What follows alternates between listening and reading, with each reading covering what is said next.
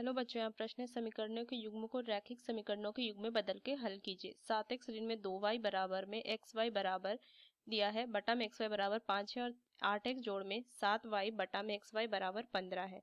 तो चलिए इसको प्रश्न को हल करते हैं। तो मुख्य अवधारणा अगर मैं इस प्रश्न का लिखूं तो सबसे पहले इनको मैं रैखिक समीकरणों के युग्म में बदलेंगे और रैखिक समीकरणों के युग्म को वो हल करने के बहुत से विधि होते हैं। मैं इसे प्रश्न में विलोपन विधि का इस्तेमाल करूंगी। विलोपन विधि, देखो इस विधि में क्या होता है कि हम किसी एक चर को ना क्या विलुप्त कर देते हैं और फिर एक चर का जो मान आता है उसको किसी भी एक समीकरण में रख के जो विलुप्त चर है उसको ज्ञात करते हैं। तो चलिए इस प्रश्न को हल करते हैं।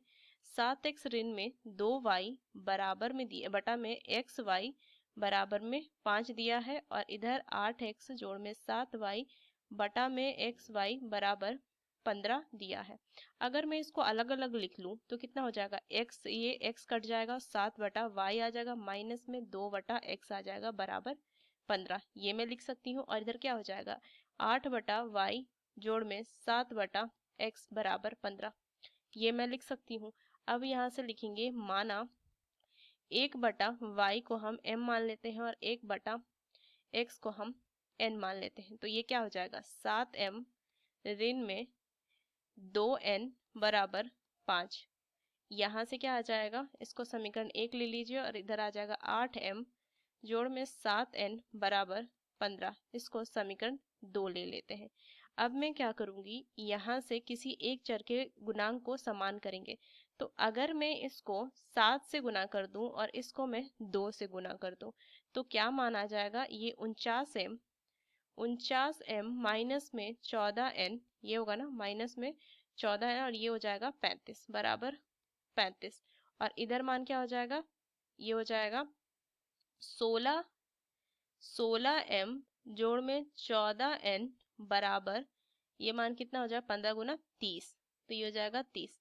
बस इनको जोड़ दीजिए मान, तो जोड़ने पे ये क्या हो जाएगा, इनको जोड़ेंगे तो हो जाएगा मेरा मान 5 और एक बाकी 5 के 6 65m, ये तो कट जाएगा बराबर ये हो जाएगा 65। तो m का मान 1 आ गया। देखिए m का मान तो 1 आ गया।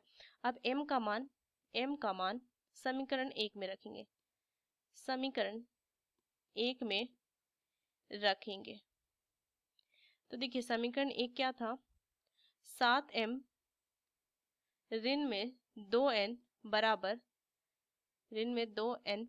5, ये था।